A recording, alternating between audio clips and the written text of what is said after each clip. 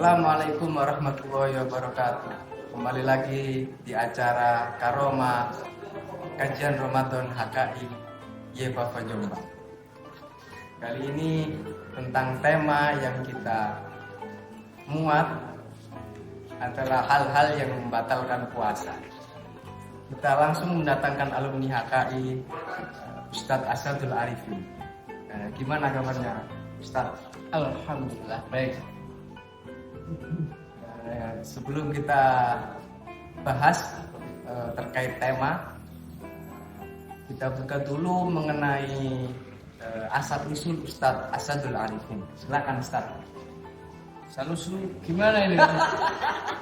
Daerah atau apa? Oh itu kurikulum kita ya Ustadz. Itu tadi nama saya Muhammad Asadul Arifin. Pakai S, pakai sin, maknanya singa. Karena ayah saya dulu itu ahli falak. Saya lahir 17 Agustus, bintangnya Leo, singa. Diambil dari itu. Asad, bukan asyad. Ya, terus saya itu Banyuwangi.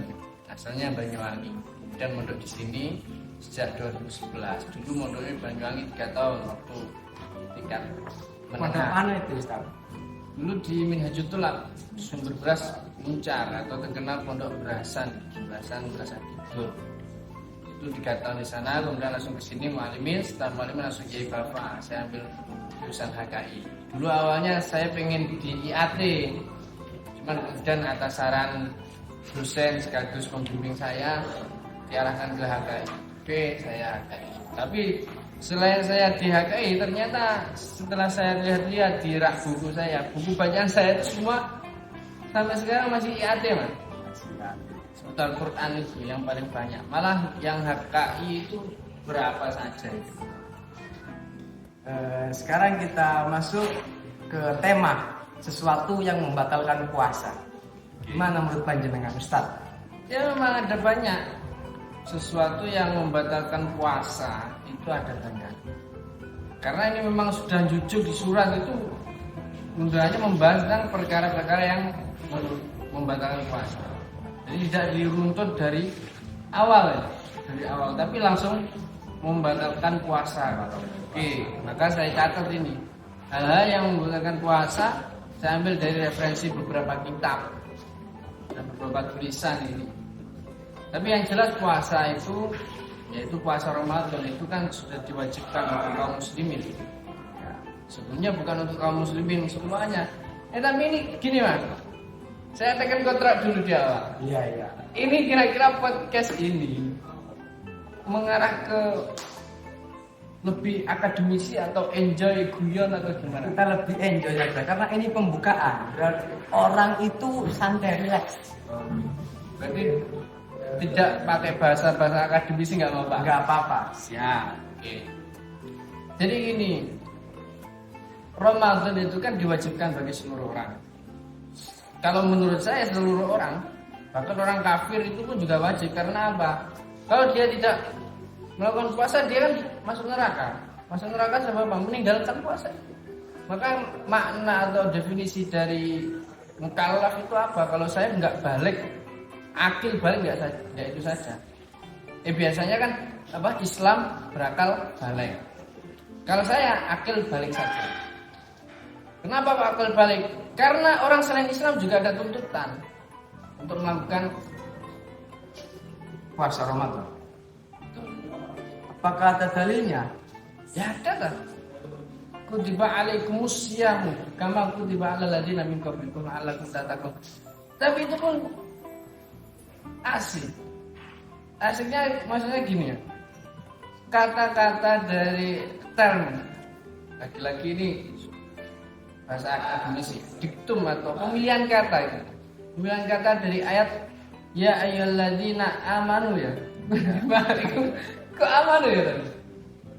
Ya kan hanya orang-orang yang beriman. Selain orang beriman, makanya ada syaratnya itu harus Islam. Kalau saya nggak setuju dengan panjenengan, ngapunten gitu. Oke. Ya itu bisa dibahas nanti. Kutiba alaikumus syiyam. Ini dalam hal mewajibkan puasa, Allah memakai lafaz kutiba. Kalau ibadah yang lain misalkan sholat, zakat itu langsung amr. Amr yang sore. Aqimus shalah, atuz zakat. Cara bahasa Jawa itu sholato, zakato. Atau kalau saya bicara penerangan, Mas Andi, kamu sholato, zakato. Zakatlah, keluarkan zakat.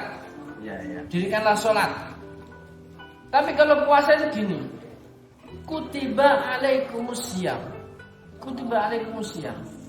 Jadi bahasanya kutiba, diwajibkan atas kalian untuk berpuasa.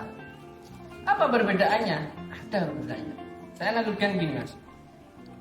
Misalkan sampean mau mengadakan ziarah Wali Songo. Daerah sampean, desa sampean. Ini kurang satu, kepala desa belum diajak. Kira-kira pemakaian lafaz yang seperti apa yang paling efektif untuk mengajak Pak Kepala Desa? Saya beli 2 pilihan. Yang pertama gini, Pak Kades, milu ziarah Wali Songo untuk wong-wong. Yang nomor 2, Pak Kades, ini loh, nama sampean sudah dicatat arek-arek untuk ikut ziarah Wali Songo. Kira-kira efektifnya yang mana? Yang kedua. Yang kedua, betul sekali. Itulah kenapa puasa memakai lafaz kutiba alaikumusiyam. Sangat bagus sekali. Nah, tapi karena permintaanmu tadi ini langsung mengarah ke hal yang membatalkan. Oke lah, asur. Saya mencatat ada beberapa hal yang bisa membatalkan puasa. Yang pertama, masuknya benda ke dalam rongga yang terdapat dalam tubuh manusia. Rongga itu apa? Kalau tubuh manusia itu mempunyai 9 rongga. 9 yang terbuka tuh. Lubang. Ya, coba hitungan. Nanti lihat 9 jumlahnya. Ya. Hitungan sekarang. Mata, Terus, telinga, terus, hidung, terus, mulut, terus, kuping. terus. Telinga sama sama kuping ya. Telinga sama kuping ya. Ya, ya. Apa terserah. Dua mata. Google sama Google. Ya. Berapa? 7 kan namanya? Kan Telinga, 9. Saya telinga. bilang 9. Coba itu. Mulut, 2 kuping. Ya. Kubul sama dubur. Lubang hidung 2. Ya. Terus lubang mata 9. Oh ya betul. Ada. Pokoknya ada perkara yang masuk dalam rongga 9 itu, maka ini ada hukumnya. Yang perlu diperhatikan adalah ketika ada perkara yang masuk lewat kubul dan dubur. Ini penting sekali, kubul dan dubur. Terutama bagi orang yang qadil hajat, orang yang mau membuang hajat atau dalam bahasa Inggris itu berak. Bahasa Jombangnya ngising. Iya. Ngising atau ngising. Tapi nggak ada yang ngising, nggak ada. Ngising gitu.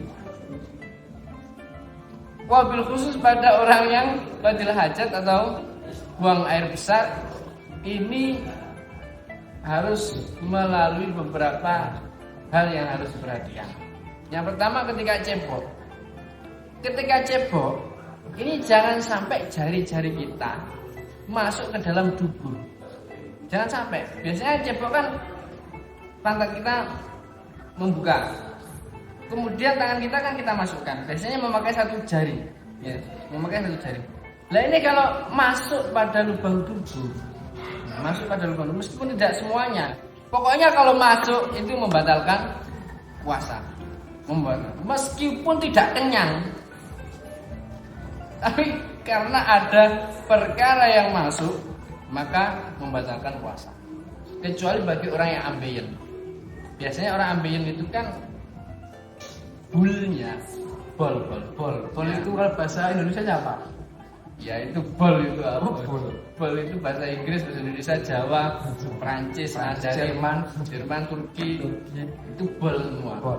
Pokoknya bolnya keluar itu namanya ambeien. Ambeien. Biasanya orang yang ambeien itu harus agak didorong untuk mengembalikan bolnya. Itu Bolnya gimana? didorong. Ya, itu gimana? Tidak batal. Karena ini posisinya darurat. Posisi darurat. Terus yang selanjutnya yang nomor 2, ketika buang air besar ini yang perlu diperhatikan adalah ketika BAB-nya ini di sungai. Ini sangat rentan sekali terjadi orang-orang desa. Ya, kalau kita di sini di kota, ya Bapak kan di kota Jombang. Sungainya nggak ada yang sungai digunakan untuk berak. Kalau ada orang berak di sungai Jombang, itu diteriakin. Apa teriakannya? Woi. Mungkin.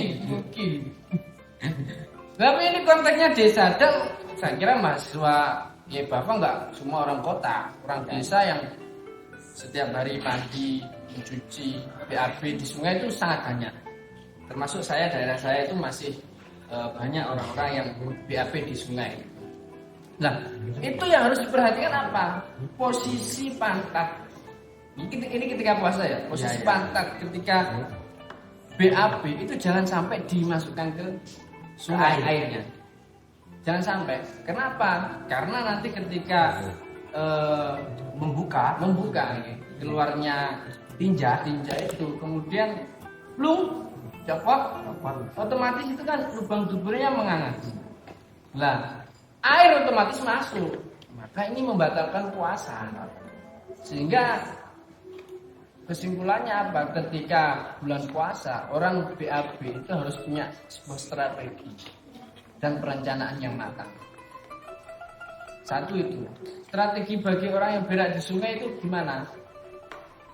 Berusaha untuk menjaga jarak dengan air pantatnya. Jadi pantatnya ngawang. kalau dikasih sanggan Sanggan gimana? seperti kayu balok. Nanti ketika kita itu BAB, pantat kita disangga dengan nggak apa-apa, pokoknya nggak menempel pada air. Kalau nggak ada kayu ya, walhasil harus latihan kuda-kuda ya. Harus punya kuda-kuda yang kuat lah. Karena apa? Harus mengawangkan pantat tidak ke atas tabrak. Ya. Sejak bulan Rejab, Sabar itu sudah mulai latihan kuda-kuda lah. Setelah segini aja. Terus yang selanjutnya, ya, jadi bokongnya kalau dikom ke air, dimasukkan ke air, keluar tinjanya, maka akan membuka dan masukkan air itu batal. Ketika berak lagi, ini yang perlu diperhatikan ya. Ini yang bisa membatalkan puasa. Yaitu apa? Ketika tinja kita ini panjang sekali. Biasanya kan ada tinja itu panjang nggak putus. Ya udah Nuli. Bukan itu maksudnya. Panjang nggak putus. Ya. Ya tas sebab habis makan telo campur Bungkas campur semen. Kan bisa memadat dan jam belum. Pokoknya panjang biasanya ada. Lah itu kalau tidak dituntaskan ya, misalkan dia ngeden, kemudian tinjanya keluar, tapi tidak dituntaskan sampai plung gitu, putus tinjanya, putus di tengah jalan. Misalkan ini, ya. Ini putus gini, straight. Biasanya yang separuh ini kan munggah lagi, masuk lagi, itu batal puasanya. Banyak batal. Itu banyak orang yang nggak tahu itu. Banyak orang yang nggak tahu. Ya kita harus berpikir lah. Makanya strategi kita apa dalam kasus ini? Harus latihan pernafasan.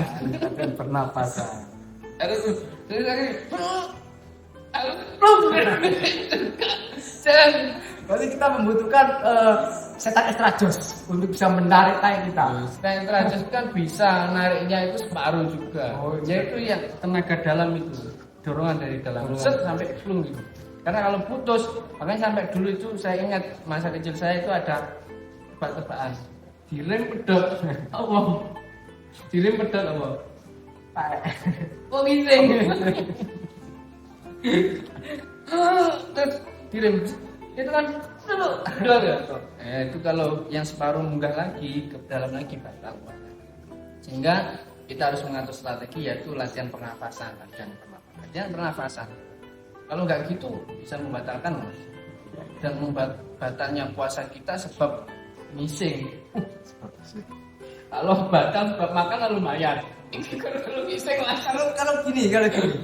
Ini ada pertanyaan dari saudara Misrur ya. Misrur. Ini tanya, Ustadz, kalau kita itu BAB di siang hari dan sering ketika keluar itu tinjanya pedot, nggak sampai panjang gitu, nggak memuaskan. Sebelum dia itu BAB, makan dulu, karena dia itu yakin bahwa akan putus nanti tinjanya. Boleh nggak seperti itu, Ustaz? Ya tidak boleh. Itu berarti Karena kan kalau putus di tengah jalan kan, masa karena belum ada tai pedot, masa belum batal? belum terjadi, Mas. Oh, belum terjadi. Nggak boleh. Nggak boleh. Enak lah kayak gitu, boleh enak. Wah, nanti kira-kira saya ngisinya membatalkan karena pernafasan saya pendek. Tak makan dulu penak pun itu. Nggak boleh bisa. ya, dia? Ya sama dengan ini. Kalau seumpama ada gini Ustaz, kasus orang itu kemana-mana kok bawa es teh aja. Ketika ditanya gimana, kenapa kamu puasa-puasa bawa es teh? Jaga-jaga Ustaz, kalau saya lupa langsung minum. Gimana itu?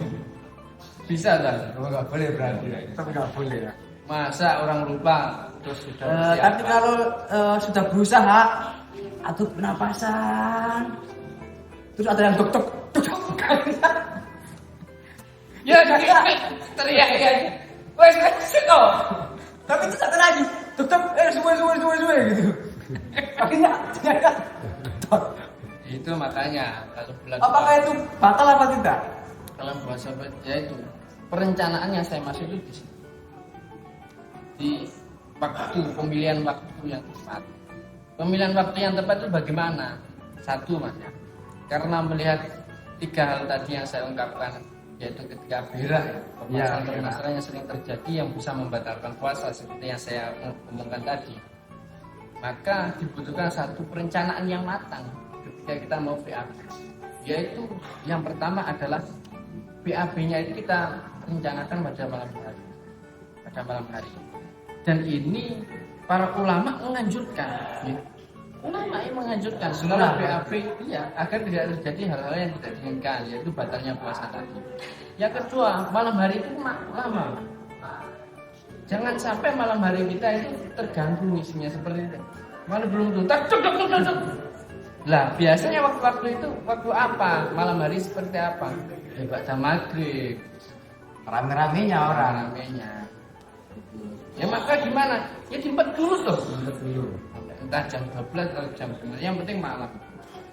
Atau jam 2:30 sambil mendengarkan qiraat. Atau pas malam-malam pas satu Brawijaya, cek, itu malah Ada satu. getaran. Ada getaran aja. Kita itu bisa membuat tinja kita Banyak. Perkaranya masih banyak. Iya. Channel kakek ngomong. Yang kedua, ini kubul. Ya, tadi kan kubul. Ya. Sekarang kubul. Kalau laki-laki insya Allah aman. Kubul aman. Tapi kalau perempuan ini yang agak hati-hati. Karena apa? Rongga kubul perempuan ini agak lebar. Perempuan ketika kencing ini sangat berisiko. Misalkan ketika jongkok, ketika dia jongkok, kemudian kencing, terus cebok, tangannya ini masuk, maka dia membatalkan puasa. Itu membatalkan puasa. Maksudnya sampai apa? Sampai masuk pada bibir vagina. Ini membatalkan puasa. Kalau tidak masuk, yang kedua, sering sekali perempuan jongkok itu kan agak buka. Ceboknya kan pakai air. Nah, kalau tidak hati-hati ada air masuk batal. Itu bagi yang perempuan. Jadi yang dimaksud masuk itu apa? Ketika ada perkara itu sudah masuk pada bibir vagina. Bibir vagina maka itu membatalkan puasa. Jadi untuk perempuan ini sangat hati-hati ketika kencing.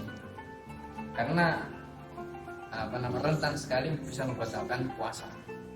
Itu yang selanjutnya, ini ada hukum suntik dan infus. Bagaimana itu? Ini ada 2 pendapat. Khilaf. Nah, khilaf itu berarti ada perbedaan pendapat antara ulama. Yang pertama tidak batal. Infus suntik itu tidak batal. Kenapa? Karena tidak masuk melalui lubang Rongga lubang yang ada berapa? 9. Yes. Antum good. Yang kedua batal Mas, meskipun tidak melalui rongga 9 tadi.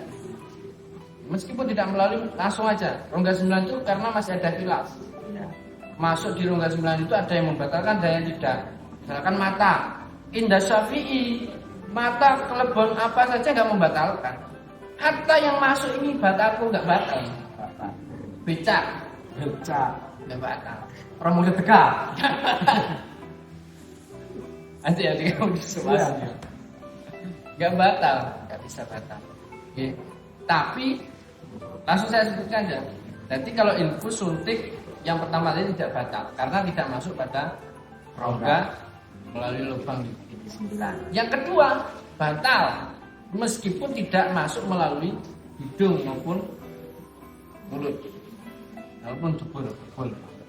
Jadi 2. Tapi yang paling kuat gimana? Tidak batal. Apalagi orangnya orang sakit ya. Tapi untuk hati-hati karena ini khilaf. Jika tidak terpaksa kita suntik, tidak terpaksa kita infus, maka malam hari saja. Tapi kalau terpaksa ya nggak apa-apa. Suntik awan aja nggak apa-apa. Kan ikut pertama tadi, bukan darurat, ikut yang pertama tadi. Itu nggak apa-apa. Tapi kalau sangat terpaksa siang hari, otomatis dia perlu dipertanyakan kuat nggak puasanya. Kan? Kalau masih kuat berarti ya malam hari aja. Sudah. Yang selanjutnya ada ini hukum dahak. Antum tahu dahak? Dahak adalah riak. Yes, benar. Bisa. Dahak itu riak. Jika dahak ini masih ada di bagian dalam, maka ditelan nggak apa-apa. Tapi kalau sudah di bagian luar, maka wajib dikeluarkan. Jika dia masih dalam bagian dalam, maka ditelan nggak apa-apa. Tapi kalau sudah bagian luar, maka harus dikeluarkan. Bagian luar itu yang mana? Nah, ini bagian luar itu bagian pada makhrajnya huruf H. H. Tenggorokan. Coba H. H. Sebelah mana? Banding ini. Coba sekali lagi. H. Mantap. Ini bukan yang buai. Saya mana sebelah mana? Ya, itu berarti bagian luar. Kalau bagian dalam itu apa? Makhrajnya huruf hamzah. Hamzah itu A. Ini mana? Ini bagian dalam. Itu bagian dalam. Jadi kalau ada di bagian sini atau sinilah ini. Ini berbeda pendapat ya. Hamzah itu mana? Dan huruf yang paling dalam itu apa makhrajnya? Ada yang mengatakan hamzah, ada yang mengatakan ha. Ada yang mengatakan hamzah. Tapi ini hamzah ini sini, ada yang sini, ada yang sini gitu. Pokoknya kok ada dahak masih di luar, maka ini ditelan nggak apa-apa. Di dalam ditelan nggak apa-apa. Kalau riak yang masuk ke dalam rongga tubuh ini, ke dalam tubuh ini secara sendiri gimana hukumnya? Nggak apa-apa. Kadang-kadang orang film itu kan riaknya, dahaknya itu kan banyak. Terus kemudian masuk, itu nggak apa-apa, nggak apa-apa. Tapi kalau tadi nyantol di hak, maka harus diludahkan. Terus yang selanjutnya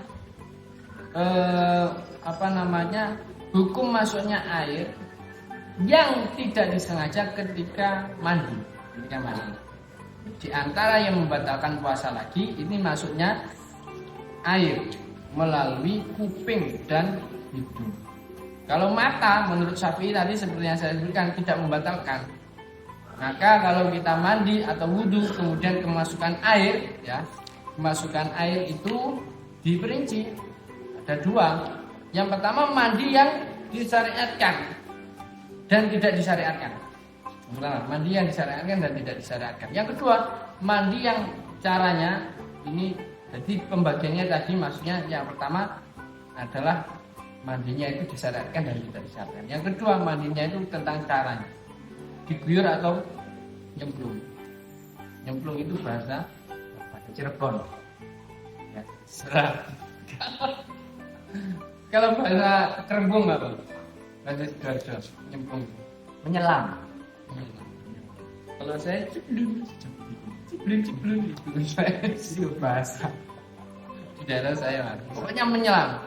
Nah, kalau mandi menyelam, hukumnya ini makruh bagi orang puasa. Makruh. Mandi dengan cara menyelam, hukumnya makruh. Jika mandi dengan menyelam, baik mandinya ini mandi yang disyariatkan atau tidak, kok kemasukan air maka batal. Kalau mandinya menyelam. Paham ya? Iya.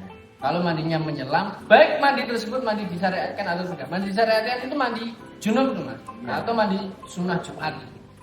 Itu mandi disyariatkan, maka batal. Tapi jika mandinya ini diguyur pakai kayu, pakai cebol, pakai adi, pakai cebol. Kalau mandi wajib atau mandi yang masruk, mandi sunnah wajib, dan dia sudah berhati-hati, tapi masih kemasukan air, maka tidak batal. Tidak batal. Diguyur ya, diguyur. Baik tadi apa namanya, kalau mandinya tadi mandi yang masruk, maka meskipun dia sudah hati-hati, maka tidak batal.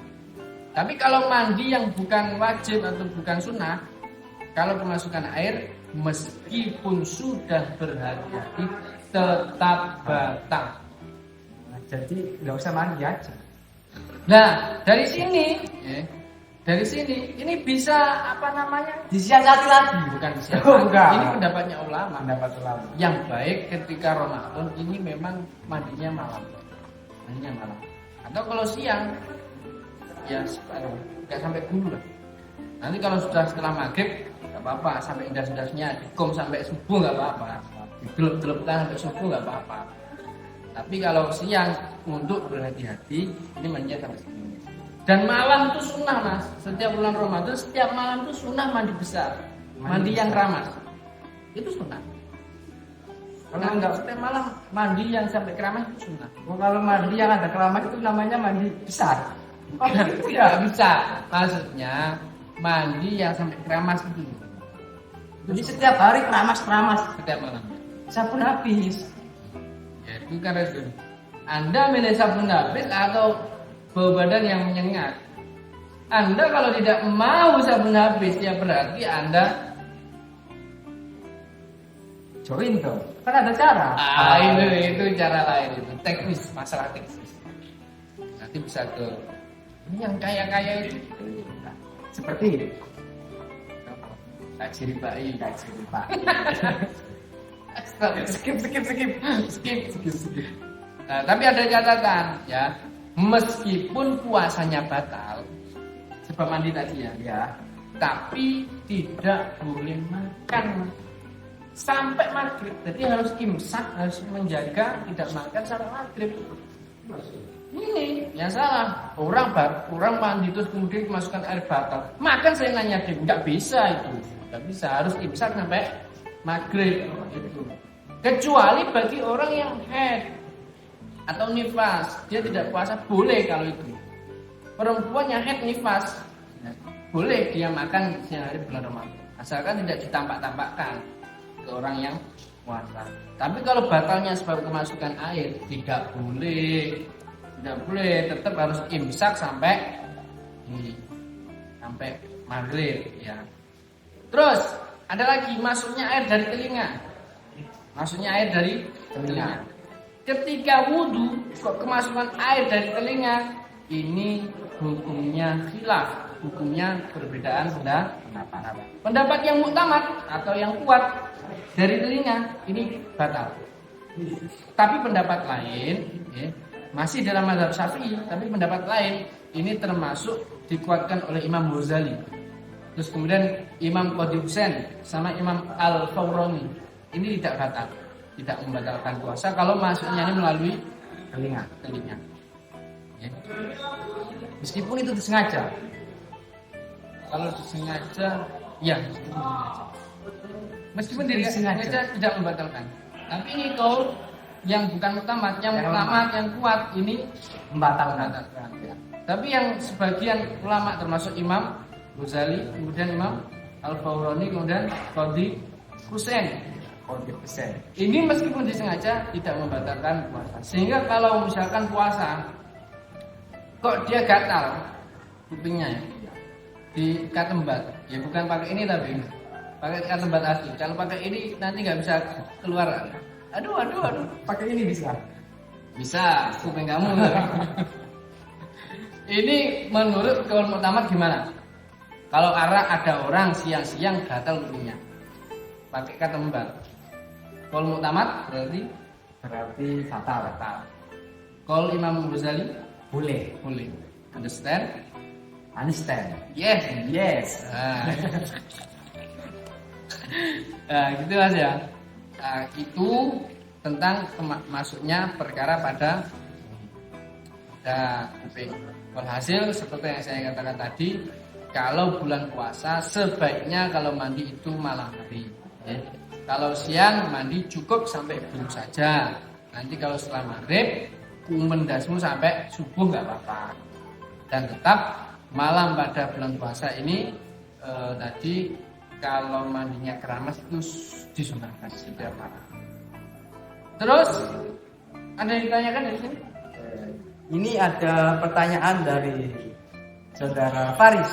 Saudara Faris dari Cimahi. Tetangganya Cilacap. Bukan Surabaya. Bukan. Tetangganya Cianjur. Langsung saja ke pertanyaannya. Cilenyi. Ya. Cilenyi. Gini Ustadz, ketika ada orang yang umbelnya meler, umbelnya meler sehingga panjang sekali, belum sempat sisi diketak sama teman belakangnya, woi, akhirnya kembali lagi. Ini masuk pembahasan yang selanjutnya. Ya. Ketika wudhu ini kan sunnah berkumur. Nanti ini akan terjawab pertanyaannya. Ketika wudhu kita itu hukum asalnya sunnah untuk berkumur dan istinsyak. Nyesep banyu marang irung, nyedot air ke hidung. Ini kalau waktu dia puasa, selain sunnah secara melakukan berkumur dan juga sunnah ketika melakukannya itu untuk mubalaghah. Mubalaghah itu teman-teman. Coba itu panitia suruh mengambilkan air. Nanti saya praktekkan. Kamu di sini aja. Panitia, air minum panitia. Saya teruskan ya. Waktu puas waktu wudhu itu disunahkan berkumur dan istinsak. Di situ ada kesunahan lagi, yaitu ketika melakukan kumur sama istinsak ini dengan mubalaghah. Nah, kalau puasa ini mubalaghah ini makruh Mas. Karena itu kalau makruh puasa kok mubalaghah, kumur dan istinsak waktu puasa kok mubalaghah dia. Terus ada perkara yang masuk maka batal.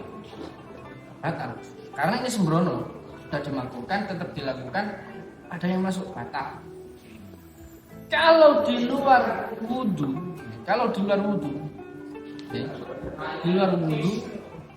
karena tidak masyruk, mana air? Tidak ada air. Terima kasih panitia. Ya. Mubalaghah itu ini misalkan kumur, ya wudhu. Diminum dulu. Kalau wudhu kan dicuci nggak boleh diminum. Nanti tidak menyehatkan. Ada aturan. Ini banyu minum kan? Misalkan kumur mubalaghah itu.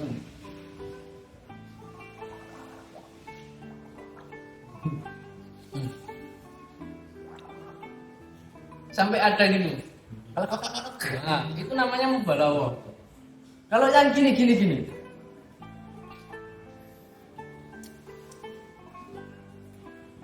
Anda juga.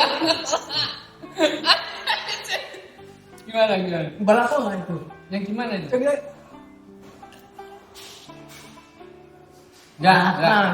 Enggak, mubalaghah itu enggak yang di depan, tapi di sini. Itu namanya mubalaghah. Nah, sekarang gini, menyangkut pertanyaan Anda tadi. Kalau di luar wudhu, tadi kan di dalam wudhu. Ketika puasa sunnah, ketika tidak puasa sunnah ya. Berkumur istinsak yang mubalaghah itu sunnah di luar puasa. Tapi kalau saat puasa mubalaghah itu makruh. Tetap disunahkan berkumur sama istinsak tapi tidak boleh atau makruh apa enggak boleh? Makruh untuk mubalaghah. Karena dikhawatirkan masuk. Ya, sehingga kalau masuk batal. Tapi ini di luar wudhu. Karena ini tidak masuk, tidak disyariatkan. Kalau wudhu kan disyariatkan. Misal kayak tadi, sikat gigi dulu, sikat gigi terus kumur-kumur, kemasukan air, meskipun tidak mubalaghah batal, sehingga termasuk sisi tadi. Karena ini sudah perkara di luar. Membatalkan. Tapi nggak sengaja. Apakah sesuatu yang nggak sengaja itu? Masa nggak sengaja sudah beler? Kita beler, nanti kan tahu disisihkan, kita sama temannya. Balik. Masa baliknya kagetnya itu der. Enggak. Kan ada orang itu beda-beda ya. Ini kasus sering ini. Gimana? Jadi kaget tuh sampai munculnya balik itu gimana? Iya. Jadi sudah ngelewer kan ya, terus gini. Mau disisihkan, diketak. Kuliah. Gambaran seperti itu enggak ada. Lain mungkin tasawuf dari. Nah, terus sekarang siwakan. Siwakan ini Indah Syafi'i ini khilaf. Ingatlah. Gimana? Kalau sebelum zawal, belum terbitnya matahari, ini termasuk sikatan. Makanya dibahas itu siwakan juga termasuk sikatan. Sebelum terbitnya matahari, saat dhuwur lah. Sebelum dhuwur itu berarti boleh Di waktu duha. Itu boleh. Boleh itu maksudnya apa? Tetap sunnah. Tapi kalau setelah zawal ini ada yang dimakruh, ada yang berpendapat makruh, ada yang berpendapat tetap disunnah. Kenapa yang berpendapat makruh? Karena itu kata Nabi ini mengindikasikan bau ababnya Orang yang berpuasa itu dicintai oleh Allah. ya. Tapi kemarin waktu saya kuliah itu saya pernah mendapatkan pendapat itu dari dosen kita, Musta'in Syafi'i. Iya, Musta'in Syafi'i. Beliau berpendapat gini, jangan kita itu ketika memandang, melihat, membaca sebuah hadis itu jangan sampai salah logika. Kalau bau mulutnya orang puasa itu disenangi, bau yang nggak enak itu disenangi oleh Allah, apalagi yang harum. Jadi logikanya seperti itu. Yang bau aja apalagi yang harum. Dia termasuk hadis itu. Apa keutamaan orang yang menuntut ilmu? Nah, ketika ada yang salah satunya itu gini di dalam hadis. Bahkan sampai ikan-ikan di laut itu mendoakan orang yang menuntut itu kan. Lah, ada yang mengorientasikan hadis tersebut kepada apa? Bagi pelajar atau santri ini makruh untuk makan ikan laut.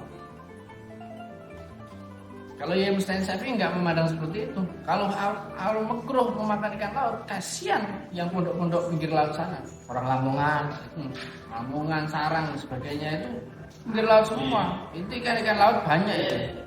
Itu kasihan. Bagaimana memandangnya? Hadis tersebut menceritakan tentang keistimewaannya orang menuntut ilmu, tentang mulianya orang menuntut sampai ikan itu mendoakan. Gitu tadi. Katanya itu sudah termasuk itu kesikatan atau istinsak. Kata beliau, bagaimana kita membayangkan seumpama ajaran Islam itu dimakruhkan siang hari bulan Ramadan untuk sikatan. Terus kita sebarkan ajaran Islam kepada orang-orang Eropa, orang-orang perkotaan. Jijik mereka. Siapa yang akan tertarik dengan Islam? Enggak. Islam itu higienis, Islam itu bersih, necis, indah. Nah, dalilnya gimana? Kebersihan adalah sebagian dari iman. Terus banyak sekali. Saya ini ngetes host gitu. Tes apa namanya? Kamu itu sebagai apa ya di sini? Sebagai host di sini. Host apa host? Host itu apa? Host. Moderator. Ya. Yang selanjutnya menolong orang yang tenggelam, Mas. Masih banyak berarti ini ya. Banyak sekali, makanya tadi gak usah banyak guyon. Menolong orang yang tenggelam, kemasukan air ketika menolong orang yang tenggelam ini tetap membatalkan. Okay. Tetap membatalkan. Tapi kalau tidak tolong bisa mati. Terus gimana? Kita menolong tapi batal. Loh, ini loh. Ibadah, puasa itu untuk kamu sendiri. Tapi menurut orang, untuk orang lain kehidupan itu Mas. Meskipun kita batal tapi nyawanya orang selamat. Itu didahulukan. Babakan muwaddah itu mudah. Tapi kalau urusan menolong orang tenggelam sampai membatalkan puasa, ini memang selain qadha ya, selain qadha tadi diingkoti luarik itu selain qadha itu juga harus bayar fidyah. Jadi harus memberi 1 mud beras. Sekarang pokok kodok sama. Terus selanjutnya muntah kalau disengaja batal. Kalau tidak sengaja Nggak batal. ya batal. Mafhumnya kalau disengaja batal otomatis. Kalau tidak disengaja mungkin sebab bau apa itu tidak enak. Asam lambung. Asam lambung kan biasanya kena angin muntah ini tidak batal karena tidak disengaja. Tapi kalau disengaja, misalkan apa? Kamu sikatan, sikatnya kamu gini-gini kan? Ya mungkin membersihkan tenggorokan itu. Biar mengucap hak bersih. Iya, tidak ada itu batal. Ya soalnya keluar darah dari gusi. Ini harus diludahkan Mas. Kalau darah. Tapi kalau itu apa? Ludah.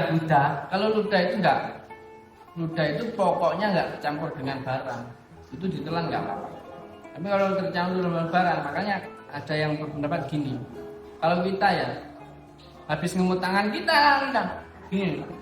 Ini kan berarti ludah kita sudah tercampur. Enggak boleh ludah kita ditelan ini batal. Ada yang mengatakan itu. Ada yang mengatakan tidak. Tapi hati-hati kalau ngemut bolpen atau apa setelah didok itu ditelan batal nanti. Nah, kalau gusi yang berdarah ini nggak boleh ditelan, itu nggak boleh, harus dikeluarkan. Harus dikeluarkan. Terus setelah dikeluarkan kumur dulu. Nah nanti kumurnya dimuntahkan. Tapi kan di sini nggak boleh muntahkan. Nggak boleh muntahkan itu. Itu setelah itu kan bersih, baru ludahnya ditelan lagi nggak apa-apa. Tapi kalau umpama darahnya keluar terus ada yang masuk sendiri, maka tidak batal. Ya itu tidak batal. Ya selanjutnya jima, ini pelanggaran berat Mas. Jelas kalau jima itu saya kira para karomah sudah paham semua. Tak pilih sendiri. Ya itu jima ya, ini pelanggaran berat. Konsekuensinya gimana Ustaz? Meskipun tidak sampai keluar sperma, pokoknya jima, maka ini kodok dan harus membayar kafarat. Kafaratnya 3 ini harus berurutan. Maksudnya berurutan gini, harus pertama dulu. Harus level pertama. Klasemen pertama. Harus Arsenal dulu. Yang kedua, baru Arsenal nggak bisa, harus Manchester City. Kalau Manchester City, baru MU. Yo, Newcastle dulu, peringkat 3. Apa iya? Iya. Oh iya. Tapi poinnya kan sama. Tapi kan peringkat 3 beda. Oh iya. Pokoknya itu. Pertama apa? Itqu raqabah.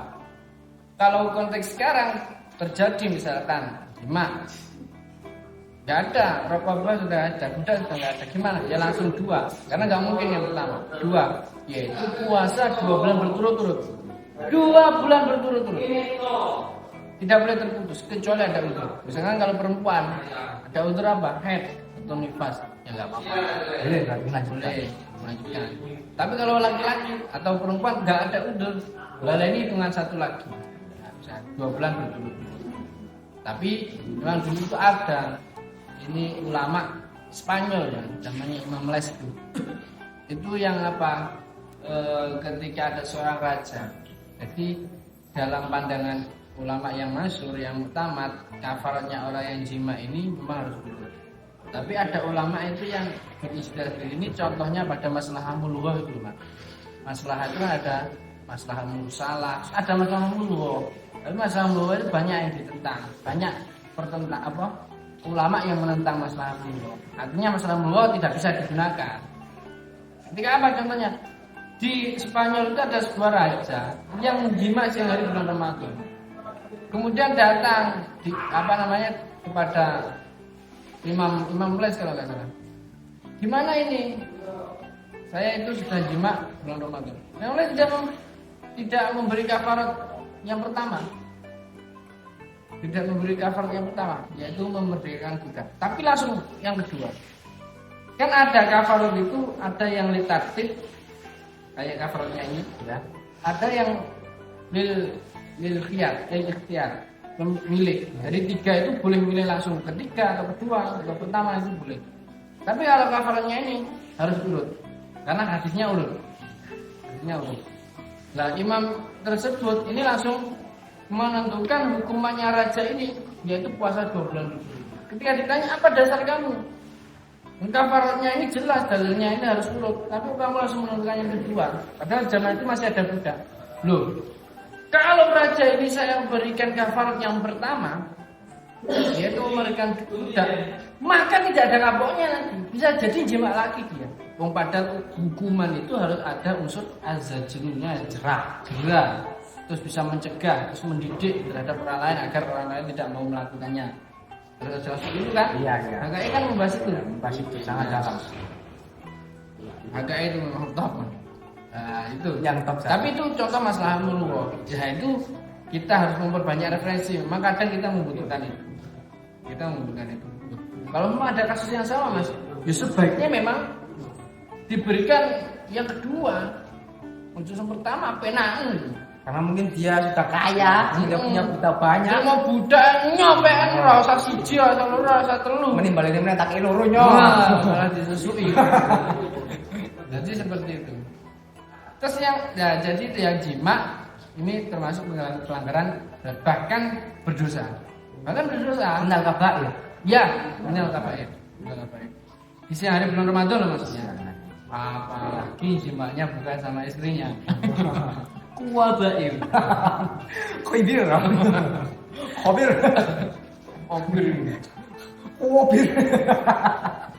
Terus yang selanjutnya keluar mani yang disengaja dikeluarkan, istimna atau karena bersentuhan antara laki-laki dan perempuan.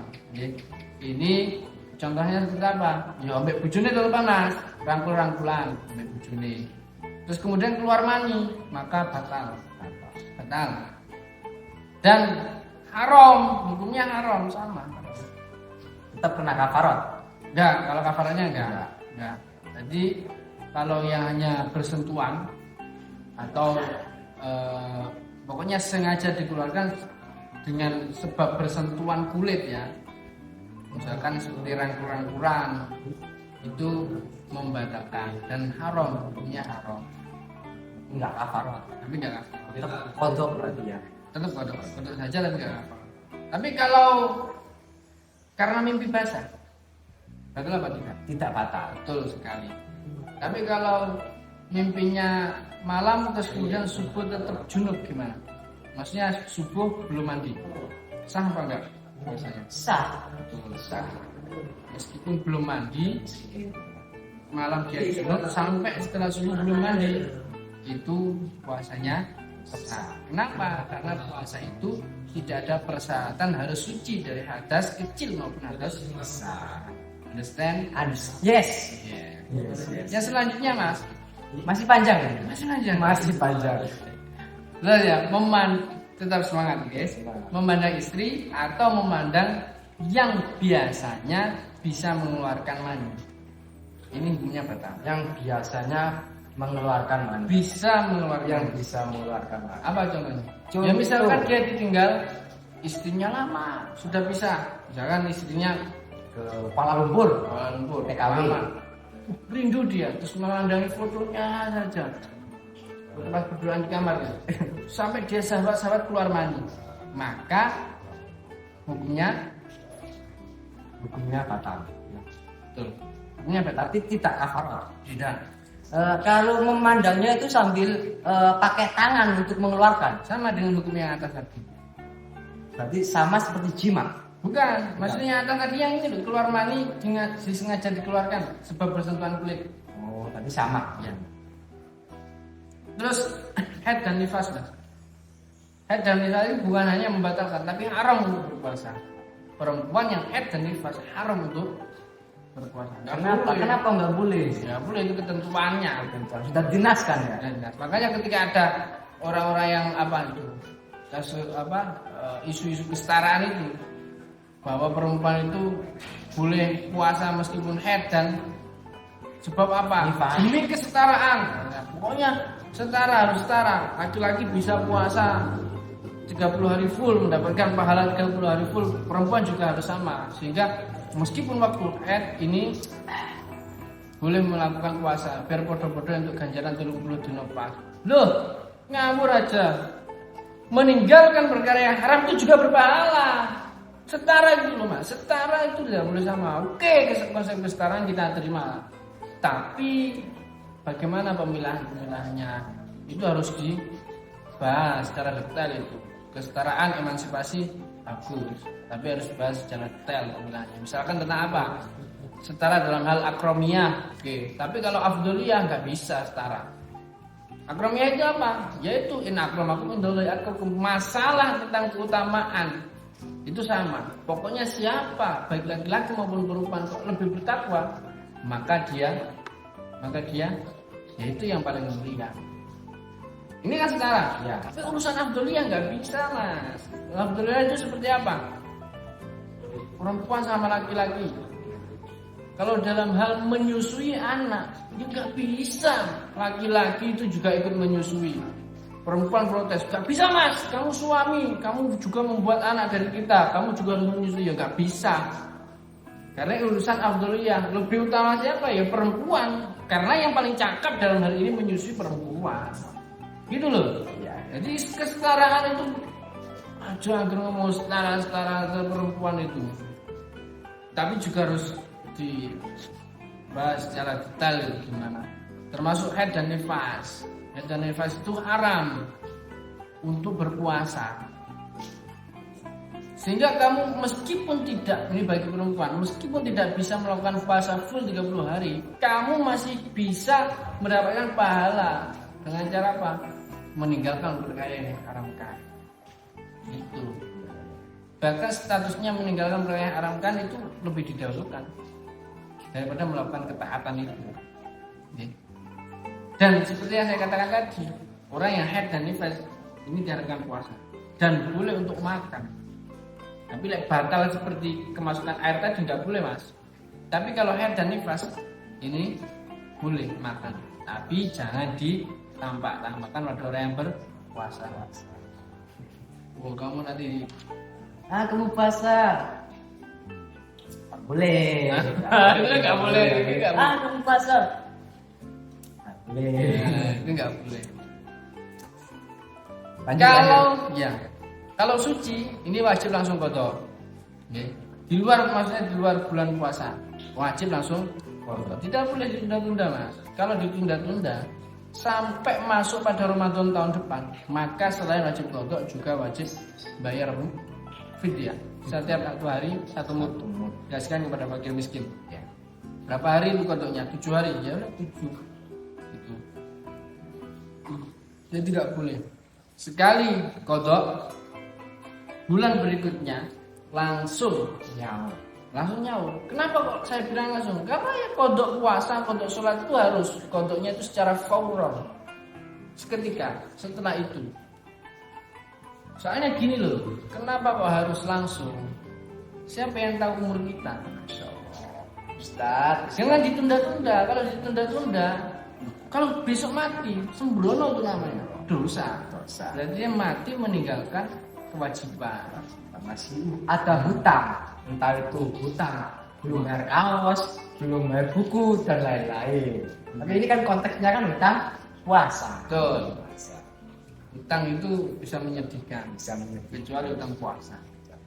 Bagi perempuan yang haid, ya bisa menyedihkan. Dia akan menyedihkan itu kodrat itu, fitrah, tabiat. Ya, jangan ditunda-tunda.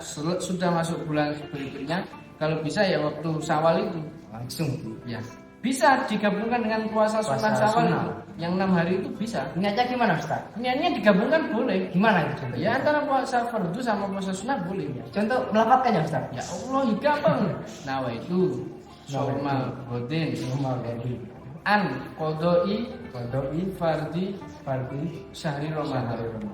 Oh, cuma ditambahi kodok. Iya, yang ada itu ganti kodok. Terus kemudian niat sunnah itu Syawal itu. Oh, jadi niatnya 2. Nanti dapat pahala. Ini memang ada perbedaan di antara ulama kalau ini. Ada yang mengatakan apa itu Ibnu Hajar. Ibnu Hajar itu nggak bisa ngodok puasa Ramadan di waktu Syawal itu nggak bisa. Tetap nanti jatuhnya Ramadan kodoknya. Tapi sunnah Syawalnya nggak bisa. Malah sunnah Syawalnya itu nanti bisa diganti Dzulhijjah. Itu saja apa Dzulqa'dah itu. Nah itu. Tapi sebetulnya masih ada ulama yang mengatakan boleh dikodok secara bersama, boleh kodok bersama dengan puasa sunnah atau sunnah-sunnah yang lain. Senin Kamis bisa, tapi itu boleh bisa. Dan mendapatkan 2 pahala mas nanti. Pahala puasa Ramadan itu, kodok itu sunnah. Ini ada kategorinya soalnya itu nggak bisa semua digabung-gabung, itu tidak semua ibadah bisa digabung.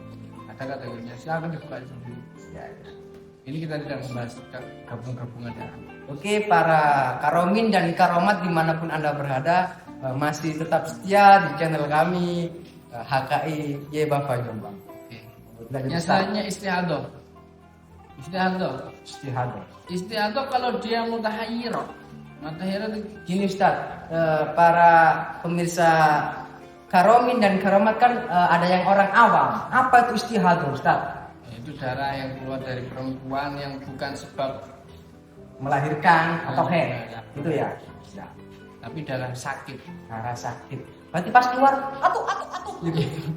Gimana? Bukan sakit yang dimaksud, bukan keluarnya. Gimana? Darah penyakit. Oh, darah penyakit gitu loh, Ustaz. Yang jelas itu. Karena banyak orang awam di sini, Ustaz.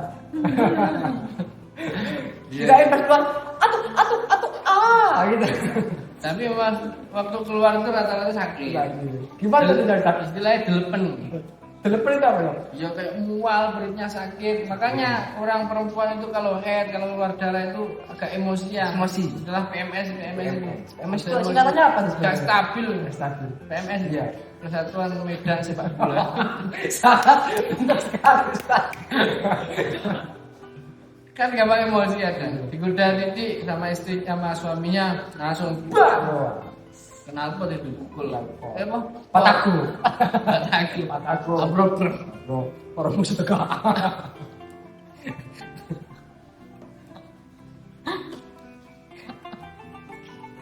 Ustaz.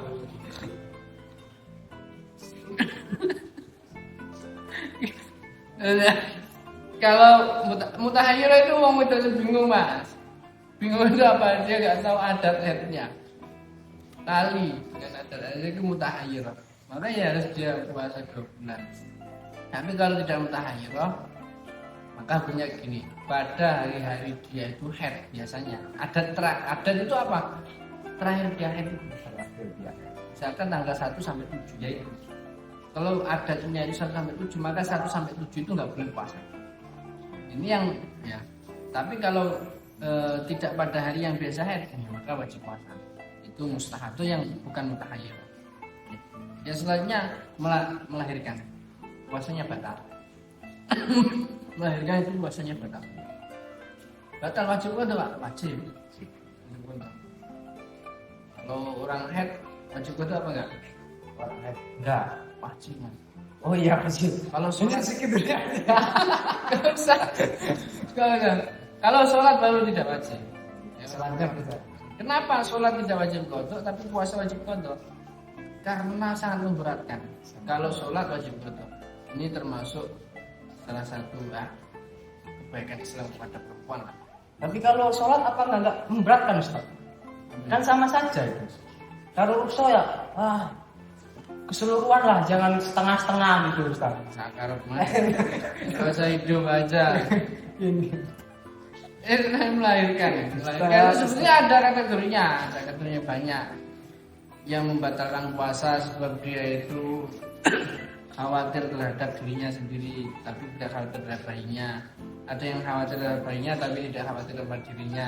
Ada yang khawatir pada dirinya dan bayinya. Itu beda lagi. Nah, ini yang melahirkan itu juga batal, rasanya itu batal. Terus kemudian yang itu tadi, nah nggak sama. Wah, gimana tuh? Kayak misalkan ya, yang takut pada bayi dan itu kan wajib kodok sama bayar fidyah. Orang melahirkan masih dibebankan kodok plus bayar fidyah. Kok jahat banget? Gimana? Padahal kan orang melahirkan itu sakitnya minta ampun. Ya Al-Quran itu hamalat ummuhu wahnan ala wahnin. Sakitnya itu tidak sakit Di atas. bahkan di dalam tafsir Jelas. Tafsir Munir. Tafsir Munir. Lalu tafsir Munirnya Syekh Nawawi Banten itu kan diceritakan ada sebuah cerita Sayyidah Maryam ketika mau melahirkan siapa? Nabi Isa. Nabi Isa. Itu merangkak mau melahirkan merasa kesakitan. Mungkin Akhirnya dulu nggak ada bidan, Ustaz. menemukan pohon kurma. Beliau itu kemudian sender dengan pohon kurma gini. Posisi kaki kayak gini. Makanya kemudian medis itu menetapkan posisi ideal, paling ideal kita orang melahirkan itu seperti posisinya Ibu Maryam itu, Sayyidah Maryam. Yaitu agak lendetan gini, kakinya gini. Itu posisinya Sayyidah Maryam. Nah kita yang melahirkan itu, sakitnya minta ampun, teriak kepada Allah. Ya Allah, ternyata sakitnya melahirkan itu seperti ini. Kayak orang mati rasanya ya Allah. Tahu seperti ini mending saya matikan saja. Biar seluruh dunia ini tahu bahwa rasanya orang melahirkan itu seperti orang mati. Itu Sayyidah Maryam ini sakitnya begitu. Di jurnal penelitian kan juga diterangkan ya, sakitnya orang melahirkan itu seperti 20 tulang sehat ini dipatahkan secara bersamaan. Satu tulang sampai aja. Ngeretak Kak. Sakit apa Kak? Ya sakit Mas. Itu aja, itu belum mata loh. Kalau patah coba yang patah gimana? Ya. Antasya. 20 tulang sehat dipatahkan secara bersama. Itu gimana itu bahasnya? Kok bisa kok? Harus kodok, harus fidyah. Ya itu silakanlah dibahas. Gimana? Mungkin ada istiadat baru bagi orang yang seperti itu. Cukup kodok atau cukup bayar fidyah. Gimana? Berani apa enggak? Nanti kita. Ya itu nanti tuh dari KAKI yang anak hukum Islam itu, keluarga Islam itu. Ya, siap Ustaz. Lanjut Ustaz. Yang selanjutnya hilang akal Mas.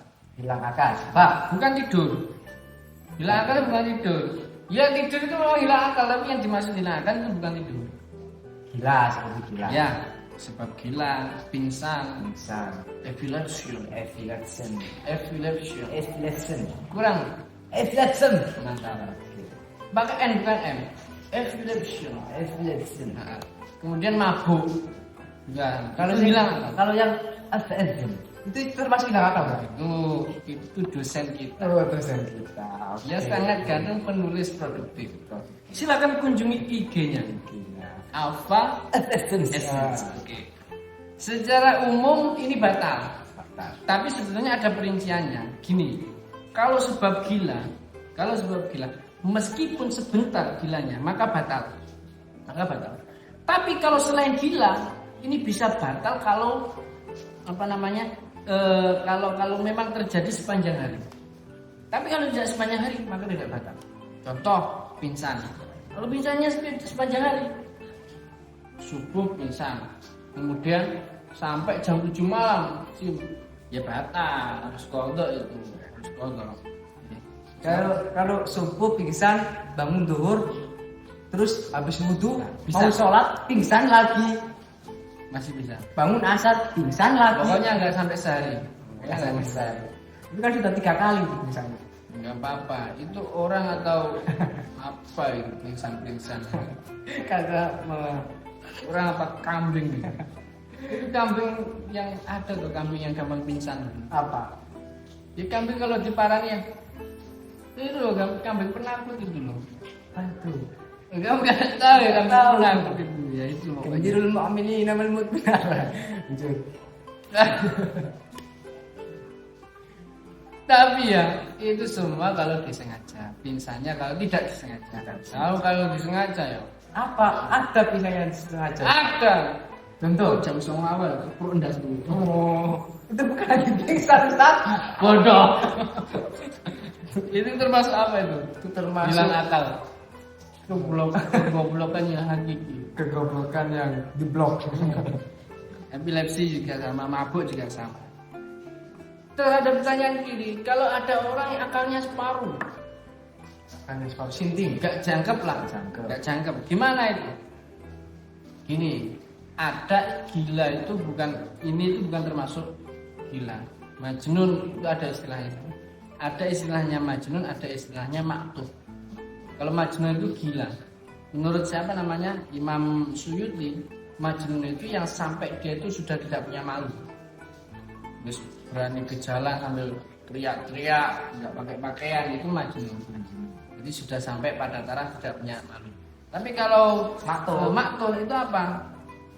Dia punya malu, tapi saking rendahnya IQ, dia itu apa ya, sholat aja nggak bisa, bingung gitu, kayak diuruki bolak-balik, apa nggak bisa, nggak paham.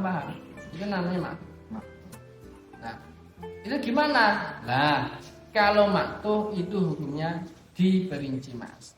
Kalau dia masih bisa ngerti jadi, terhadap apa yang diwajibkan, apa yang dituntutkan, maka wajib puasa itu wajib. Tapi kalau nggak ngerti ya nggak wajib. Nggak ngerti ya wajib. Juluki bolak-balik nggak ada, juluki bolak-balik nggak ada. Wes gimana? Berarti dia nggak kena taklif, nggak mampu, nggak kalah, gitu, nggak berakal, nggak balik, nggak apa, ya nggak meneh. Sudah, yang terakhir. Kalau mustahadah kan sholatnya ini penting kan untuk perempuan. Kalau mustahadah itu kan sholatnya itu wajib sambil disuruh. Jadi wanita mustahadah itu wajib sholat, masih sholat wajib. Tapi sholatnya itu sampai mas. Mana mas? Hijau mas. Pinjam tadi. Hijau. Gak apa-apa itu. Iya kalau anggaran tanggap. Itu mustahadah kan masih wajib sholat. Jangan masukin. Iya. Mas Robert. Mustahadah wajib sholat. Tapi dalam prakteknya sholatnya mustahadah masih mengeluarkan darah. Itu kan ada caranya. Caranya itu kan kalau ulama dulu, oke zaman dulu itu sampai ini vaginanya itu harus disumpel. Bahkan kiai Kediri itu mengatakan nyumpelnya itu seperti itu loh, botol bensin yang ada tutupnya kayu. Jadi masuknya sampai seperti itu. Nomor berapa? Nomor harus tutupnya seperti itu. Dalam prakteknya itu sampai gini beliau. Ini misalkan vagina, ini kapas, ini apa? Ini kapasnya ditaruh sini. Ini sampai dimasukkan gini, set, sampai masuk gini, sampai masuk. Kalau kapasan itu seperti alam. Itu dulu. Nah ini masih belum tuntas. Ini masuk set disumpulkan. Ya, disumpulkan. Sakit, ya sakit. Itu tapi ada kayak apa? Fikih ramah perempuan itu yang baru-baru ini diperjuangkan. Masa sampai segitunya. Itu sakit rasanya katanya seperti itu. Sehingga ada yang mengatakan diblebet, itu diblebet kayak perban gitu ya. Perban atau kayak saplas, yang penting darahnya tidak keluar. Itu gimana? Yaitu hasil ijtihad dia lah, no problem. Mungkin yang lebih ramah dengan perempuan seperti itu no problem. Ini produk ijtihad dia, bukan produk yang final, bukan berdasarkan dalil yang qot'i. Ya nggak apa-apa. Lah itu kalau orang ini masih berpegang pada pendapat yang pertama tadi, harus disumpel dengan cara yang seperti itu kan berarti masuk. Maka kalau mustahadah seperti itu batal puasanya. Kalau mau sholat nyumpelnya sampai masuk seperti itu batal karena kemasukan. Sehingga bagi mustahadah ketika puasa mau melaksanakan sholat gimana? Cukup dibuka. Saya kira ini sudah apa? Sudah 1 jam lebih. Sudah. Ada yang ditanyakan, kamu kok bingung kenapa? Alhamdulillah kita sudah dikasih atau terangkan ilmu oleh Ustaz Asadul Arifin. Asadul Arifin. Semoga kita mendapatkan ilmu yang manfaat. Dan kita juga bisa mengambil hikmah atau pelajaran dari apa yang diterangkan beliau. Seperti kalau orang itu orang yang head terus batal, itu jangan makan sembarangan, jangan di tempat umum. Boleh tapi tidak boleh. Karena itu tidak baik. Karena dulu ada orang yang Yahudi itu ketika anaknya itu kan anak Yahudi, dia itu makan di tempat umum, tapi orang tuanya itu malu, nggak suka anaknya itu seperti itu. Di akhir hayatnya orang tua dari anak tersebut itu alhamdulillah masuk Islam dan husnul khotimah sebab memuliakan orang puasa.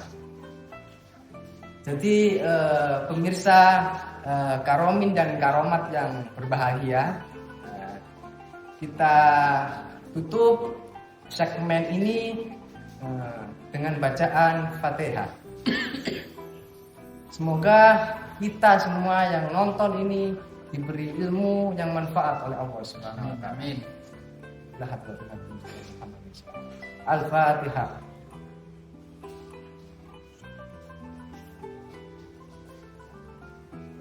Saya selaku moderator pada acara podcast ini mengucapkan mohon maaf yang sebesar-besarnya. Sampai bertemu lagi di segmen selanjutnya. Assalamualaikum warahmatullahi wabarakatuh. Tetap di Karomah.